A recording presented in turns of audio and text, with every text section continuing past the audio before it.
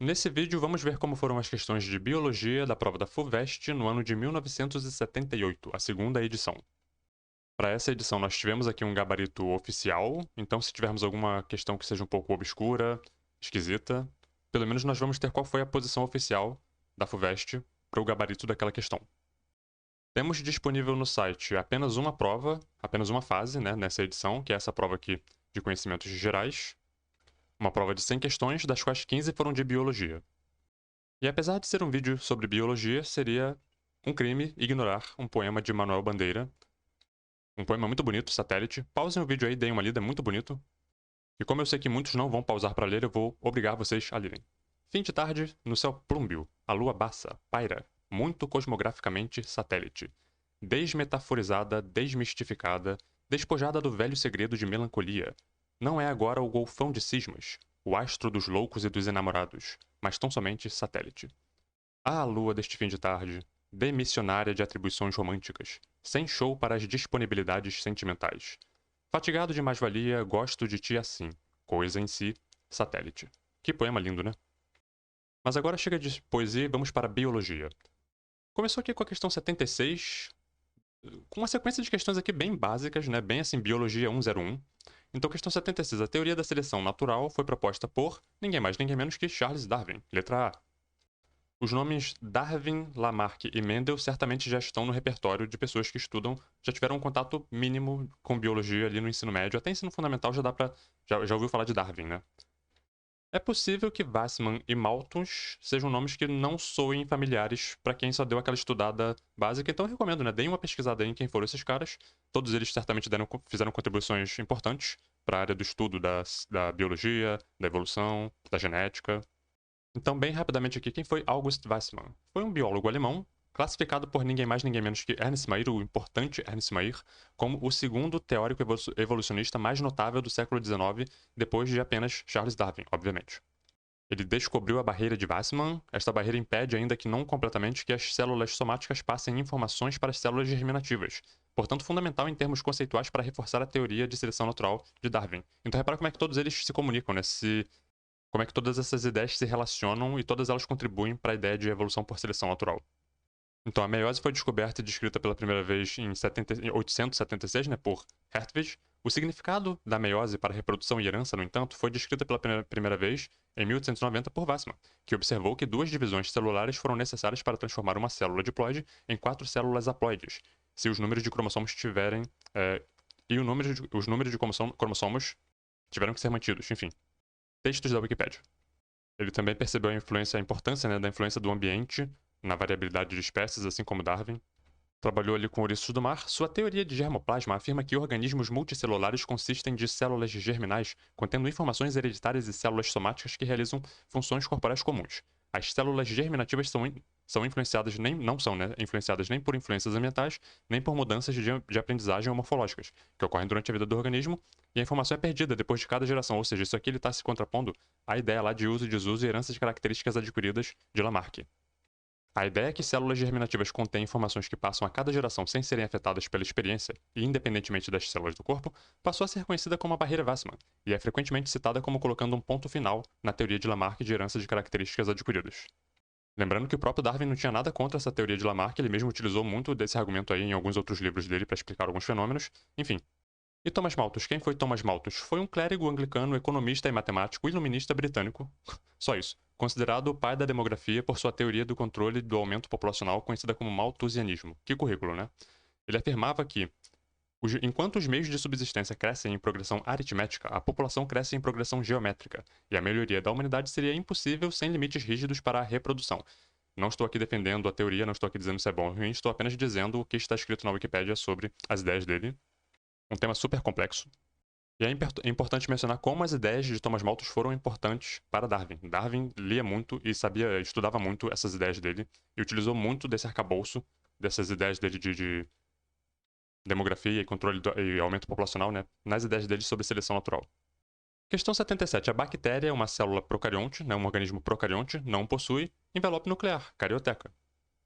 Existem outras diferenças também entre célula procarionte e eucarionte, mas assim, aquela que a gente geralmente coloca como sendo a mais importante, que é o envoltório nuclear, a carioteca, é aquela que é mais marcante realmente de diferença entre esses dois tipos de células. Vou pegar uma imagem aqui no Google só para ilustrar a discussão. Aqui a gente tem uma montagem, né, com os dois tipos celulares um do lado do outro. E claro, a primeira coisa que a gente tem que comentar aqui é o seguinte: os tamanhos dessas células é muito diferente. A célula eucarionte ela é muito maior do que a célula procarionte. Prova disso, repara que nas mitocôndrias na célula eucarionte. As mitocôndrias elas têm um passado, elas têm, né, uma existência endossimbionte. E essa relação começa uma vez que alfa-protobactérias, difícil falar, né, adentram, invadem as células eucariontes. Então as mitocôndrias elas têm ali um tamanho relativamente próximo e indicativo do que é o tamanho, a diferença, né, de tamanho entre uma célula procarionte, uma bactéria, por exemplo, e uma célula eucarionte. Então repara só quantas células procariontes cabem dentro de uma célula eucarionte. Só para falar sobre a questão do tamanho, né?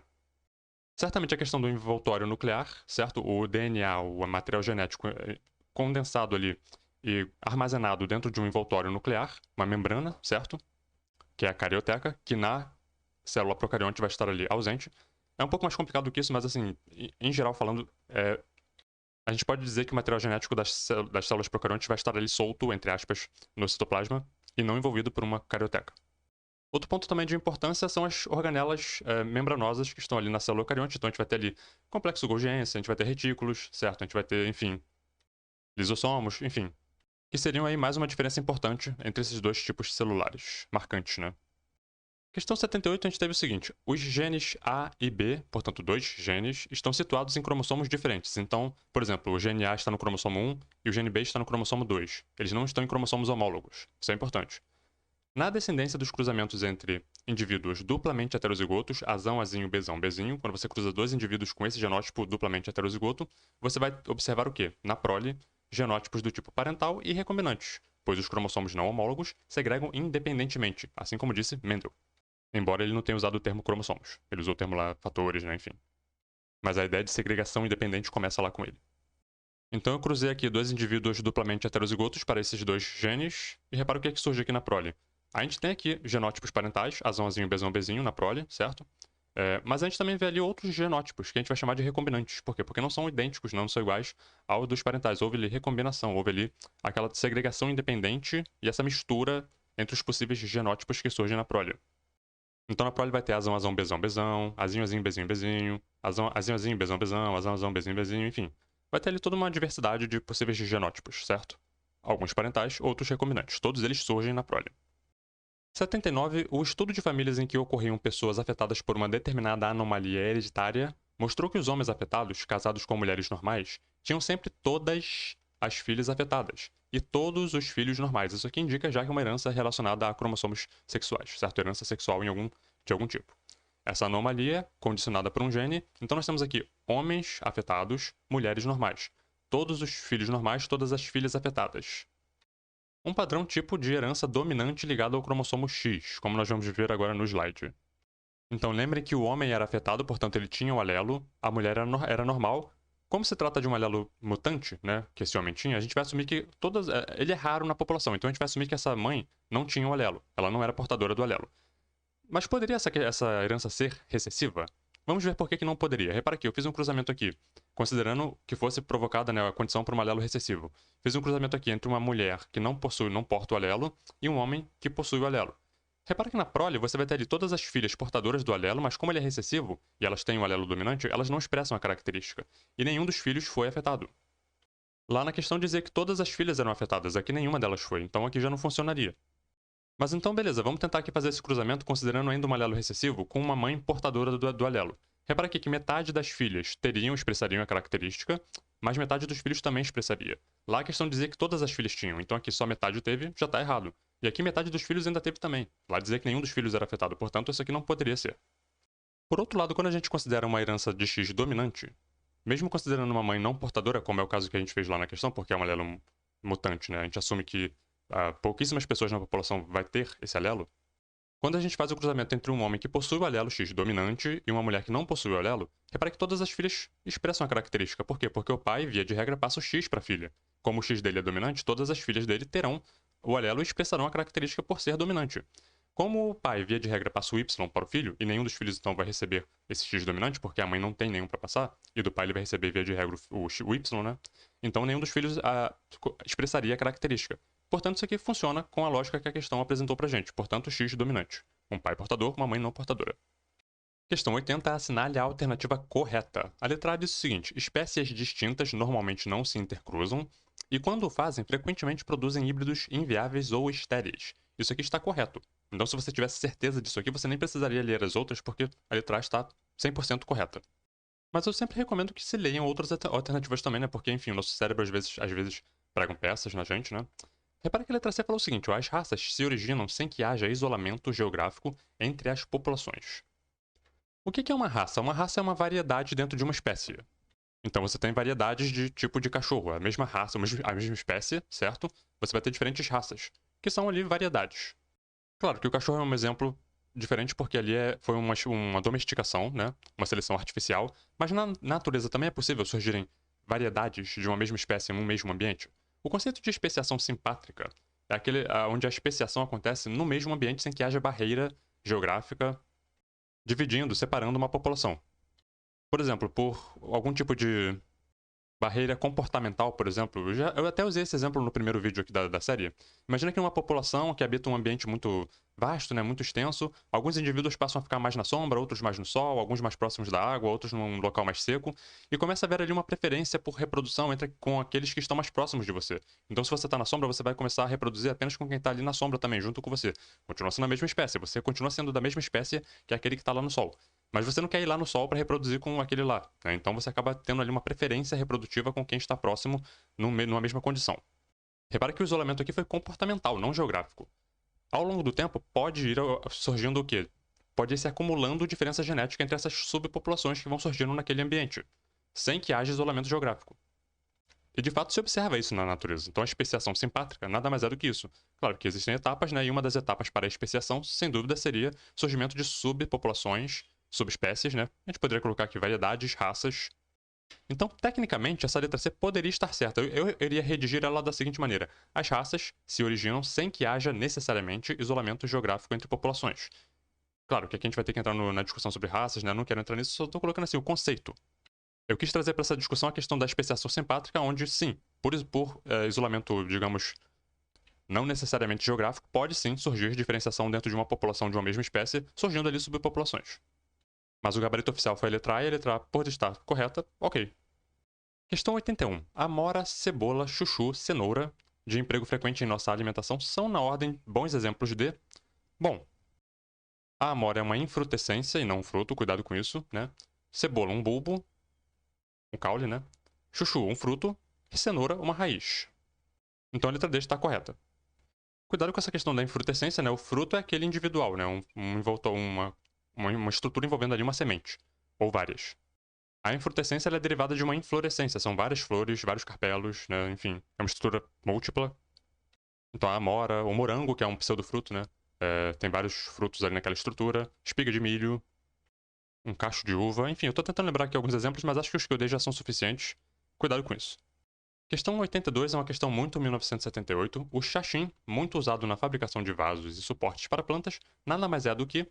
Bom, letra A, um agregado fibroso constituído por raízes adventícias, derivadas do caule, né? Entrelaçadas de certas samambaias. Está correto. A questão está datada porque o xaxim já não pode mais ser produzido, né, a partir de samambaias, porque as espécies de samambaias que davam, né, que serviam ali como a matéria-prima para a produção do xaxim, praticamente entraram em extinção por conta da alta demanda, né, da alta exploração do recurso, então foi proibido fazer xaxim a partir de samambaias. Estão usando hoje em dia outros tipos de materiais, outros tipos de plantas, inclusive, para fazer estruturas parecidas com o xaxim. Esse site aqui, Flora Digital, Dicksonia seloviana é a principal espécie utilizada, né, antigamente para fazer o xaxim, essa samambaia aqui. Repara que é uma samambaia arborescente, ela tem porte de árvore, ela tem um tamanho, inclusive, mais alto do que muitas árvores por aí. Talvez arbustos, né? Árvores, realmente. Então ela é mais alta que muitos arbustos por aí. Ampla distribuição geográfica na parte aqui sul-sudeste do Brasil, Mata Atlântica. Forma de vida ou hábito, Pteridófita arborescente. Olha que foto bonita. Quem já teve a oportunidade de... Quem gosta, né, de fazer trilhas, da próxima vez que for fazer uma trilha em algum local aqui da Mata Atlântica, presta atenção para ver se não vê uma. Eu já tive a oportunidade de ver uma vez. Acho que foi na Floresta da Tijuca. É uma experiência muito legal. É uma planta muito bonita, diferente. Além de ser um evento raro, né? Não é em qualquer lugar que a gente consegue observar. Aqui uma foto de uma do lado de uma pessoa, né, para mostrar o tamanho dela, e essa aqui não tá tão grande, hein? Essa aqui ainda tá nova. Outro site aqui pra gente ler sobre o Xaxim. Bom, então a Diccionia em tupi se chama Samambaia-Su, que significa samambaia grande. É um fóssil vivo porque ela é contemporânea dos dinossauros e sobreviveu durante todo esse tempo e tá aí praticamente, né, do mesmo jeito, então é um fóssil vivo. Seu tronco, cáudice, é fibroso, ereto, espesso, poroso e excessivamente leve, especialmente quando seco. É envolvido e sustentado por uma massa de raízes adventícias que se desenvolvem a partir do caule e não da raiz embrionária, o xaxim, que é de onde é retirado então o xaxim. Era, né, porque já não pode mais fazer. Questão 83. O mecanismo de abertura de esporângios de samambaias depende basicamente, letra D, de atmosfera com baixa umidade relativa. Considerando que o mecanismo de abertura, tanto aqui dos esporângios das samambaias, também de diversos frutos, né, enfim, geralmente envolvem ressecamento daquela estrutura, a diminuição, né, da umidade relativa certamente levaria ali a um ressecamento daquela estrutura e facilitaria a ruptura de estruturas ali que levariam à abertura no caso aqui do esporângio, né, que são os soros ali da samambaia. Então, ok, a umidade da atmosfera, sim, teria uma importância aqui fundamental, né, nesse mecanismo. A letra B colocou o seguinte, ó, do tipo de indúzio e do estômio. Eu não tenho condição aqui de entrar em nenhuma discussão super anatômica, super específica, sobre a anatomia do indúzio e do estômio, para saber, né, o quanto uma possível diferença nessa estrutura entre tipos, ali, entre espécies de samambaia, influenciariam no mecanismo. Mas eu acho que a questão da umidade ela é mais genérica, né? Ela, genericamente falando, ela sempre vai estar, sempre vai ser um evento, um fator importante nesse processo. Vou botar um link na descrição para essa aula aqui, divisões, artrófita, licopodiófita e pteridófita. Tudo isso aqui são pteridófitas, né? Samambaias e suas similares. Tem uma parte aqui embaixo quando eles começam a falar sobre a divisão pterófita. Eles falam aqui sobre reprodução, histórico de vida. Os esporângios encontram-se reunidos em soros. Isso aqui é o seguinte, é para introduzir alguns termos, né, que surgem nessas estruturas reprodutivas de samambaias, pteridófitas de maneira geral. Soros, esporocarpos, espigas ou sinângios. Nos dois primeiros casos, os esporângios encontram-se livres, protegidos ou não por uma camada de tecido protetor, o indúzio, certo? Então aqui uma lâmina histológica, né, um corte histológico, mostrando aqui a estrutura, né, do esporângio, os esporos ali dentro se formando, e aqui o indúzio, essa camada protetora, revestindo e protegendo esses esporângios. Então em muitas samambaias, se você virar a folha, né, ou a parte de baixo da folha, a face abaxial, você vai ver essa estrutura aqui, essas bolinhas aqui. Muitas pessoas acham que é doença ou que é bicho, não. Isso aqui são as estruturas reprodutivas de muitas samambaias, os soros. Aqui dentro que estão os esporos que vão, eventualmente, serem espalhados pelo ambiente e germinar. Como eu disse, a discussão pode ficar bem técnica, né? Por isso eu não tenho condição de ir nesse nível, porque eu não sou especialista nisso aqui. Mas olha só, a forma do indúzio é variável, é chamado falso indúzio quando é resultado de dobramento especial, enfim. A coisa pode ficar bem específica, né? Falso indúzio. Além disso, a abertura do indúzio pode ser gradual ou completa. O indúzio pode ser persistente ou decíduo, nesse caso, totalmente perdido após a maturação dos esporos. Isso aqui é importante. As células do anel são mortas e especialmente diferenciadas, apresentando paredes voltadas para a face interna, mas reforçadas quando voltadas para a face externa. Nesse processo, ao sofrerem dessecação, aqui é a questão da umidade que estava lá na alternativa, né? Essas células, por efeito de coesão entre as moléculas, enfim, têm reduzido seu volume pela contração da parede externa. Com isso, ocorre uma redução do diâmetro do esporângio, forçando as células do estômio, que possuindo paredes pouco reforçadas, acabam por se romper, expondo os esporos que então vão, né, cair ali no ambiente, no solo, e podem eventualmente germinar. Ou seja, que eles ofereceram um mecanismo, né, de abertura dessas estruturas que está envolvida com o quê? Com a queda, né, a perda de umidade, o dessecamento. Com a continuidade do processo de dessecação, as células do anel continuam a se contrair até que a força de coesão entre as moléculas de água se torna menor que a tensão exercida, né, que retorna de forma explosiva ao seu tamanho original, arremessando os esporos do interior do esporângio. Então aqui é um mecanismo de abertura e de dispersão desses esporos. E embora eles estejam aqui se referindo a um grupo específico, né, que são as pterófitas, a gente pode generalizar que esse mecanismo aqui ele seria um mecanismo genérico de abertura dessas estruturas de soros e esporângios, partindo dessa questão do dessecamento. Como eu disse, esse também é um mecanismo de abertura, né, de ruptura de muitos frutos. O fruto amadurece, seca. Quando ele seca, ele se rompe, né? Ele expõe as sementes, que eventualmente podem ser ali consumidas por algum animal ou dispersas pelo vento. E em alguns casos também essas sementes podem ser arremessadas também, assim como a gente viu aqui em cima, arremessadas longe, né? No momento ali, no ato da abertura. Questão 84. As orquídeas que produzem flores tão apreciadas são... O gabarito oficial foi a letra E, autótrofas, indicando que elas têm clorofila, né, e podem produzir seu próprio alimento sem necessidade de obter nutrientes de uma outra fonte de matéria orgânica, por exemplo. Entretanto, por exemplo, vou dar alguns exemplos aqui. Eu conheço uma espécie, né, de orquídea que ela é parasita. Ela precisa de matéria orgânica que ela retira, ela não faz fotossíntese e ela retira a matéria orgânica do solo onde ela está para se nutrir. Além disso, as plântulas de muitos tipos, muitas espécies de orquídeas, na fase ali de plântula, ela tem associação com fungos que dão para elas ali um aporte, né, de nutrientes naquela fase inicial da vida, enquanto elas ainda não estão fazendo fotossíntese. Então essa questão aqui, atualmente, ela não seria uma questão, ela seria certamente anulada. Então esse gênero aqui, Rhizanthella, tem diversas espécies de orquídeas saprófitas. Elas decompõem matéria orgânica, elas utilizam matéria orgânica em decomposição para se alimentar. Inclusive tem umas imagens muito legais delas quando eles fazem assim, um corte no solo, né, e demonstram ali a estrutura subterrânea delas. Repara que elas não são verdes, elas não têm fotossíntese, elas não têm clorofila, né, não fazem fotossíntese. Elas se nutrem realmente assim com a matéria orgânica da região do solo ali onde elas estão. São heterotróficas e não autotróficas. E particularmente tem até uma flor bonita, né? É uma flor que eu acho que ela tem uma beleza, embora seja uma espécie que tem ali um hábito diferente das outras, mas a flor dela eu considero bonita, eu aprecio essa flor. Embora nunca tenha visto uma na vida real. Eu disse isso porque alguém pode dizer assim, mas eles estão falando aqui de orquídeas que são apreciadas, aquela ali ninguém conhece. Não sei se é assim, né? Eu particularmente acho ela muito bonita, acredito que tenham pessoas que cultivam aquela orquídea, portanto eu acho que elas também são apreciadas, embora seja um tipo mais incomum. E mesmo assim, vale lembrar que, como eu falei, né, que as plântulas de muitas orquídeas, outras espécies, têm a micotrofia, elas têm associações com fungos, então assim, essa questão aqui ela realmente foi bem complicada. O gabarito oficial colocou letra E, essa foi a posição da FUVEST, mas eu acho que essa questão não tem validade. 85. Esta questão relaciona-se com o tecido clorofiliano íntegro e ativo de folhas de plantas vasculares. Considerando este esclarecimento, que questão esquisita, né? Aponte a alternativa correta. Bem 1978 mesmo.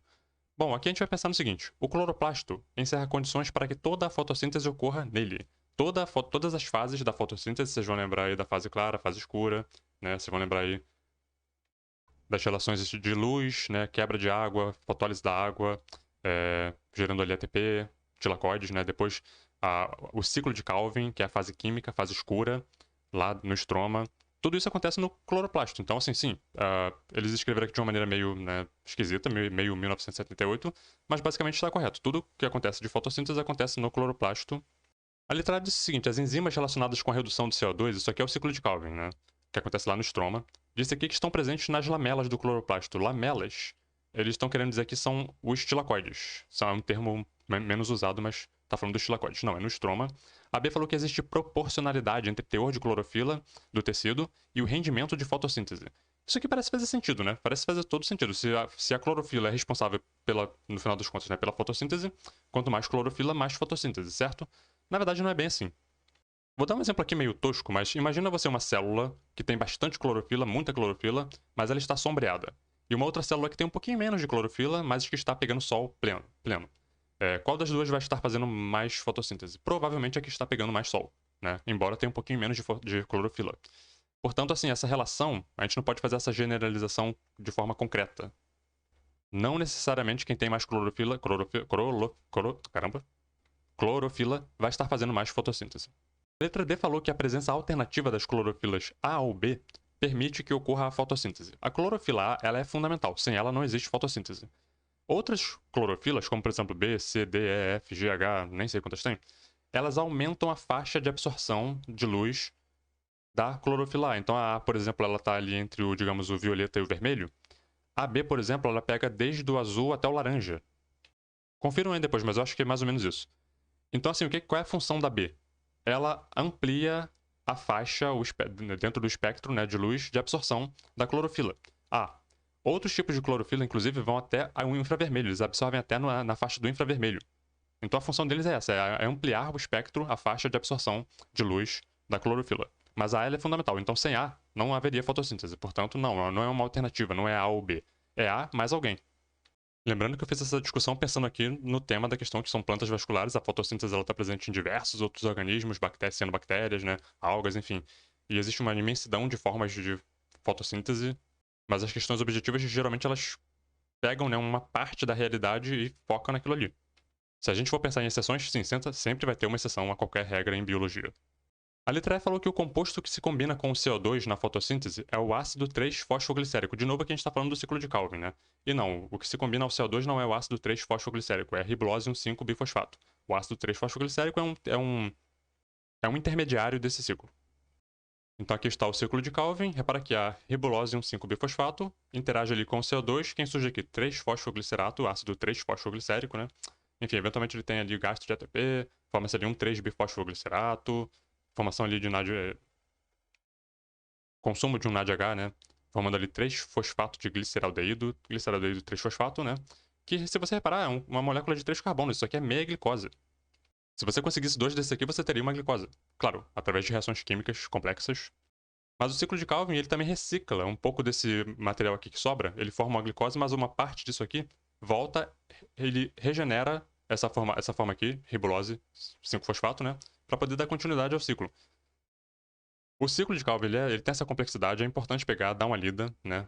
Pegar cada uma dessas fases, essas formas intermediárias, a formação do açúcar, eventualmente a reciclagem de uma parte desse produto intermediário, para que o ciclo consiga continuar ocorrendo. Dá alguma importância também para quanto ATP está sendo consumido, enfim. E vale a pena mencionar que esses temas surgem constantemente lá na nossa playlist aqui sobre Olimpíada Brasileira de Biologia. Então, se você quer ver mais sobre esse assunto, lá eu falo um pouquinho mais sobre ele, ofereço alguns materiais também para estudo. Dá uma olhada lá na playlist. Praticamente todos esses temas que eu estou passando correndo aqui, lá a gente trata com um pouquinho mais de atenção, porque são recorrentes lá.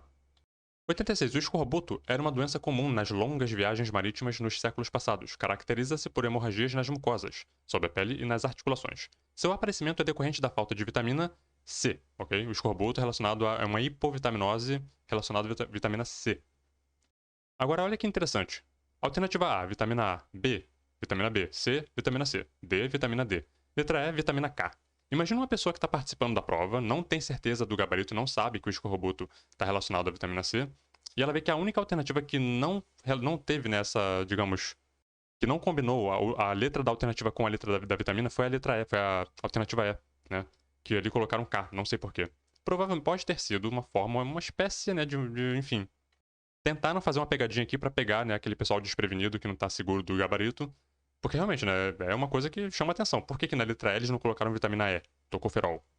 Então, para não cair nesse tipo de pegadinha, recomendo aí o estudo das hipervitaminoses, hipovitaminoses, pegar as vitaminas, aprender os nomes das vitaminas, né? Enfim, vitamina C, ácido ascórbico. E por aí vai. É bom ter esse repertório, né, para justamente não cair nesse tipo aqui de pegadinha traiçoeira.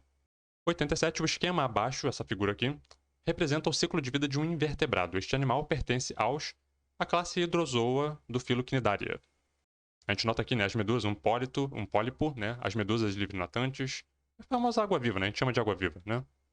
Melhor livro para estudar invertebrados é o Brusca, eu uso ele direto lá na playlist de OBB como referência. Tô aqui com a terceira edição dele, já saiu a quarta, mas eu ainda não me familiarizei muito com ela, então vou continuar usando a terceira. Filo Cnidaria, capítulo 7. Temos aqui a classe Hydrozoa, hidroides e dromedusas. Depois a gente vai ver as fotos ali. A alternância de gerações ocorre na maioria dos gêneros. Pólipos bentônicos, como a gente viu lá na figurinha, né? Céssio associado ao fundo, assexuados, alternam com medusas planctônicas sexuadas, livre-natantes, né? A gente viu que tinha a partezinha lá que estava presa ao substrato e tinha as medusas saindo, nadando, certo? Embora em uma outra geração possa ser suprimido ou ausente, enfim, aí tem algumas questões mais específicas aqui, por isso que eu recomendo o estudo, né? A leitura. Então, algumas características do filo Cnidaria. A característica 5 apresenta a alternância de gerações entre polipóide assexuada e medusoide sexuada. Contudo, existem algumas variações, né? Enfim, por exemplo, a Anthozoa não vai ter medusa, enfim. Aqui nessa imagem, figura 7.1, a gente vai ter aqui da letra I até L, hidrozoários, né? Então, se a gente for subindo aqui, ó, da I até a L, ó, aqui e aí, né? Diferentes formas, né? J, K, tudo isso aqui são hidrozoários. L, repara aqui, né? Essa estrutura aqui, medusoide, tá vendo? Livre-natante. Questão 88. Os artrópodos apresentam, entre outras características, pernas articuladas. Dentre eles, os que têm o corpo dividido em cabeça, tórax e abdômen e 3 pares de pernas são os insetos, né? A gente vai colocar eles ali no grupo dos hexápodas, 6 patas, né? 6 pés. Então, de novo aqui no Brusca, capítulo 22, filo artrópoda hexápodes, 6 pés, né? 3 pares de pés. Insetos e seus parentes. O subfilo hexápoda dos artrópodes abrange a classe insecta e 3 outros pequenos grupos diretamente relacionados de animais semelhantes aos insetos, embora sem asas, colêmbula, protura e diplura. Então, todo inseto é um hexápoda, mas nem todo hexápoda é um inseto.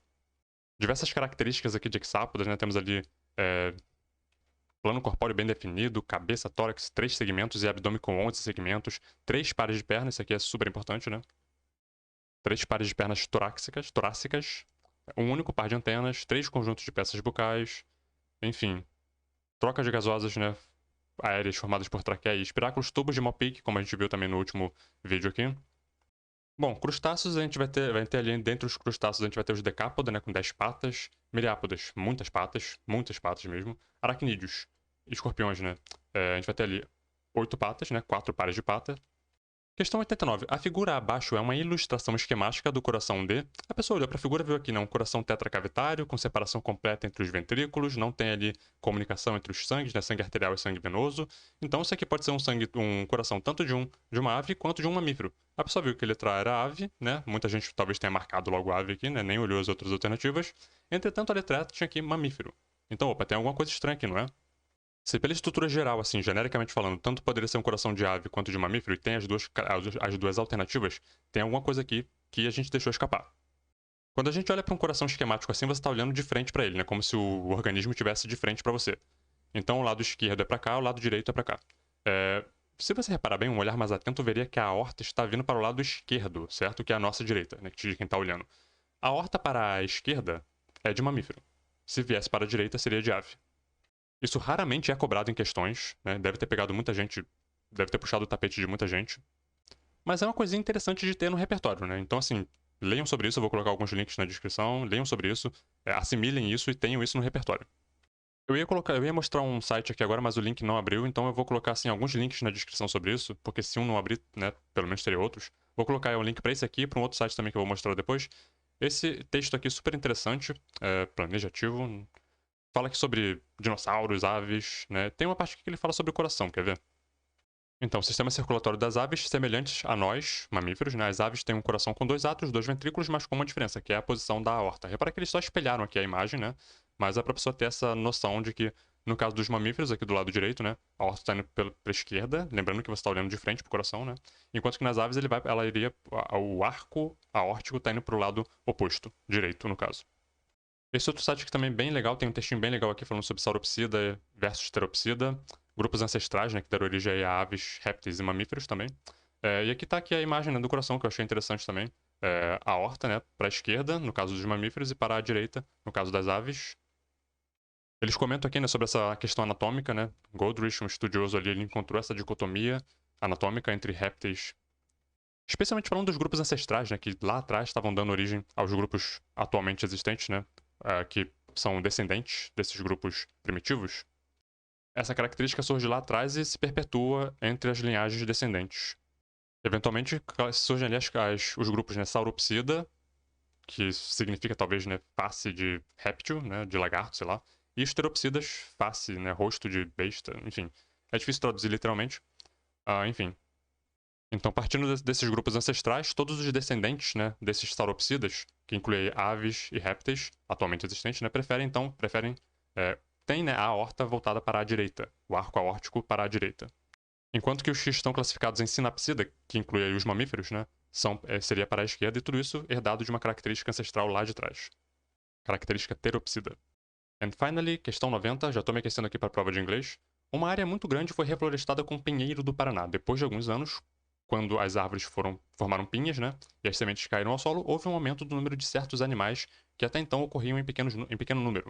A sequência do aumento desses animais foi seguindo aqui uma lógica de cadeia, níveis tróficos, né? Primeiro surgiriam aqui, por exemplo, ratos, depois viriam cobras e gaviões. Os gaviões comem as cobras e também comem ratos, né? E as cobras comem ratos. Então, seguindo essa lógica, nessa hierarquia, primeiro surgem os ratos, depois as cobras, depois os gaviões. O gavião sendo aqui o predador de topo de cadeia. Ele come todo mundo, ninguém come ele. E o rato não come ninguém porque ele é um herbívoro consumidor primário. E com isso, então, ficamos por aqui. Esse vídeo foi mais suave que o outro porque teve menos questões, né? Eu acabei até me empolgando em algumas. No próximo vídeo, então, nós vamos ali para a edição 1979. Eu vou ter que realmente ser mais objetivo nas minhas análises, nos meus comentários, porque olha o volume de conteúdo que a gente ainda vai ter que cobrir, né? Todas essas edições. Enfim. Mas nos vemos, então, no próximo vídeo em 1979. Até lá.